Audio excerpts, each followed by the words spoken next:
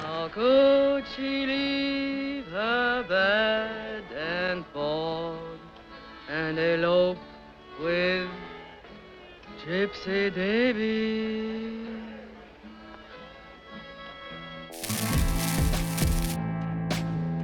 Underappreciated Western movies. Do you sometimes feel underappreciated? Well, you're in good company. Some of the Western genre movies feel the same way. They feel forgotten and neglected. So today, we will dust them off and give them some sunlight. Some of these gems date back to the 30s and up to the 70s. Many of these don't get talked about much nowadays. Fans of the genre will be familiar with some of them. They deserve to be more widely seen and appreciated.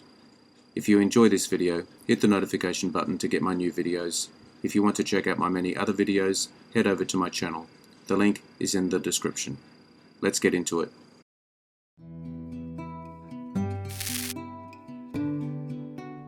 Breakheart Pass, 1975. Director, Tom Grease. John Deacon is being transported as a prisoner on a train with supplies and medicine to Fort Humboldt, Nevada. The fight on top of the train was performed by stuntman Howard Curtis, doubling Charles Bronson, and Tony Brubaker, doubling Archie Moore, and was directed by stunt coordinator Yakima Kunut. His last screen credit in a career that lasted 60 years and included directing the chariot race in Ben-Hur, 1959. The Breakheart Pass is a location in Nevada's Rocky Mountains through which trains must pass. Deadlock, 1970. Director, Roland Klick. A West German spaghetti western, it is perhaps best known for its soundtrack by the German rock band Can. The songs Can wrote for this film appear on their 1970 album Soundtracks. Today, Deadlock is considered a cult classic. In a desert mining town at the end of nowhere, three desperate men fight over a suitcase full of cash. Sunshine's gun is the same Mauser model as the one that was used to build Han Solo's blaster in Star Wars. Episode 4, A New Hope, 1977. The Mauser automatic pistol was made in Germany until 1936.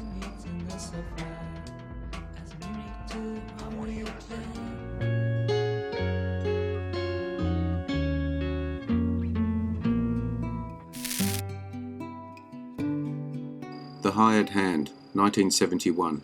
Director, Peter Fonda. Harry returns home to his wife and farm after drifting with his friend Arch, and has to make a difficult decision regarding his loyalties. After the success of Easy Rider, 1969, Universal Pictures hit upon the idea of letting young filmmakers make semi-independent films for low budgets in hopes of generating similar profits. The idea was to make 5 movies for low budgets, $1 million or less, not interfere with the filmmaker's process, and give the director's final cut.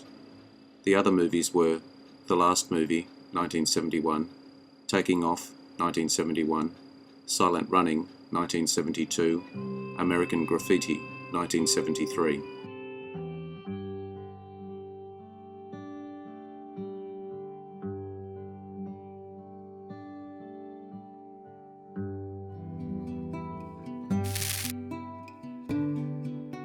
Ramrod, 1947. Director, Fritz Lang. A cattle versus sheepman feud loses Connie Dickinson her fiancé, but gains her his ranch, which she determines to run alone in opposition to Frank Ivy, boss of the valley, whom her father Ben wanted her to marry. She hires recovering alcoholic Dave Nash as foreman and a crew of Ivy's enemies.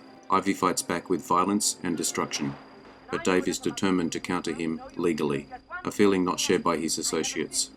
Connie boasts that, as a woman, she doesn't need guns, proves justified, but plenty of gunplay results. At the time of filming, Veronica Lake and director Andre Detot were married. This film was their first screen collaboration. I've got some business to take care of. When I get back, that fitting better be over. My fitting will be over when Rose and I get things right, and not before.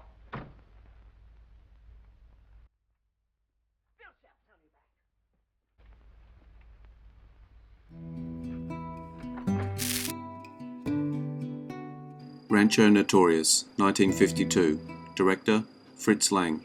a western based on the story Gunsight Whitman by Silver Richards. Vern Haskell, a nice rancher, seeks out to avenge his fiancee's death when she is killed during a robbery.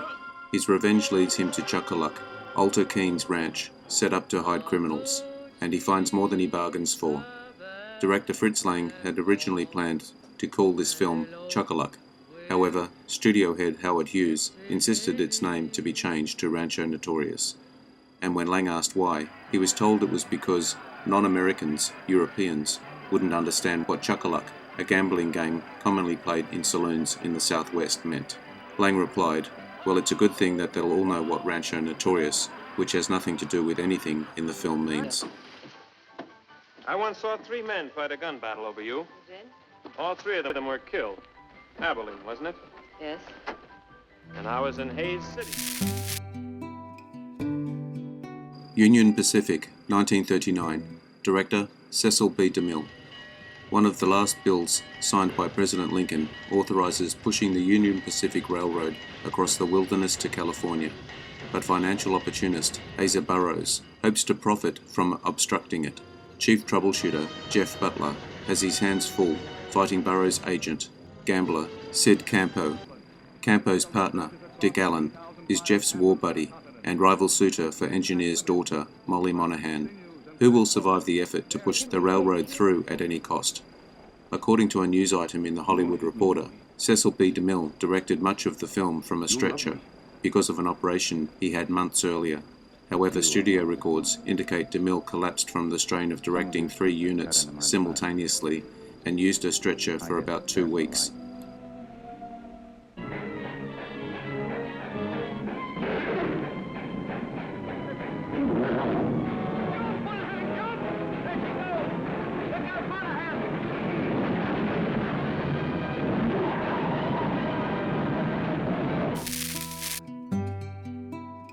Day of the Outlaw, 1959.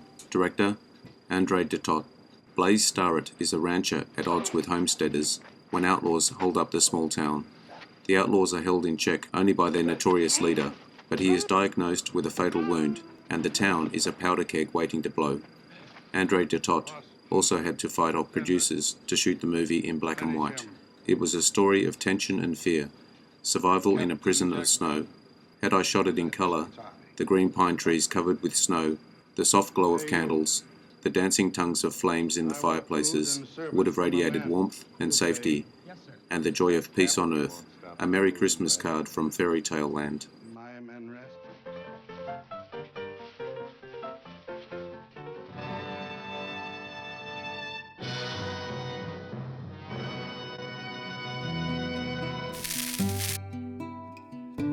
The Eagle and the Hawk, 1950.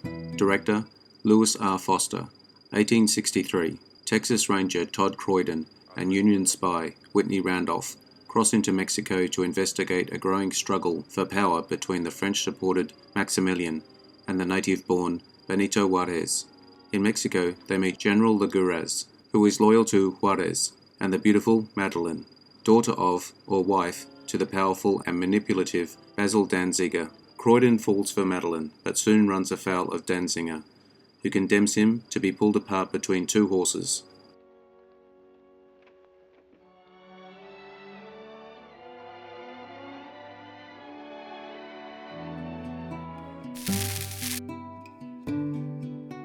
Seven Men from Now, 1956. Director Bud Boticher. A former sheriff blames himself for his wife's death during a Wells Fargo robbery and vows to track down and kill the 7 men responsible. Stars Randolph Scott, Gail Russell, Lee Marvin, Walter Reed. The first and one of the best Scott Boticher movies. Scott is out for revenge, looking for the 7 men responsible for his wife's death during a robbery. It's a little more set-bound than most of the other renowned movies, but it still packs a punch. It also has one of the best villains of the era in Lee Marvin, who is absolutely fantastic. A silky, menacing performance which keeps you on edge at all times.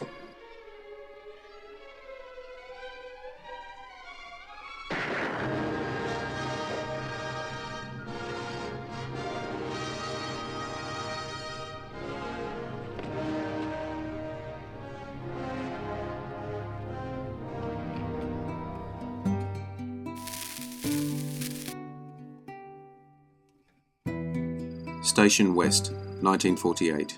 Director, Sidney Landfield. After 2 US cavalrymen transporting a gold shipment get killed, US Army intelligence investigator John Haven goes undercover to a mining and logging town to find the killers. Stars Dick Powell, Jane Greer, Agnes Moorehead, Tom Powers. A really good western. Someone had clearly seen Dick Powell's definitive performance as Philip Marlowe in Farewell My Lovely, also known as Murder My Sweet, and got him to reprise it in this movie, which is really more noir than western, although not particularly well shot and a little set-bound. It has an absolutely cracking script and terrific performances from Powell and Greer. Bill Ives puts on a pretty decent cameo too. Doesn't he ever stop playing? Sam, don't bother him, he's deaf. Where do I find the boss? First door, top of the stairs. Mick been around? He's indisposed.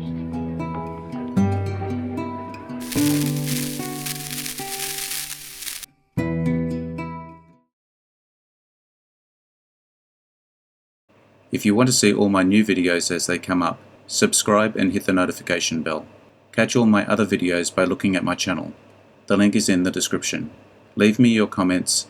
Check out my Facebook page as well. Like and share. I am Wrangler. Adios. See you again soon.